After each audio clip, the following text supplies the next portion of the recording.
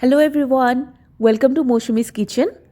এই খৰিচা দিয়া মাছ বনাবলৈ প্ৰথমতে মিঠাতেলত মাছকেইটা ফ্ৰাই কৰি ল'ম। মিঠাতেলত ফ্ৰাই কৰিলে বেছি ভাল লাগে। আপোনালোকে ৰিফাইন তেলো ব্যৱহাৰ কৰিব পাৰে। মাছকেইটা এনেকুৱাকৈ ৰঙচুৱাকৈ ফ্ৰাই কৰি ল'ম ভালকৈ।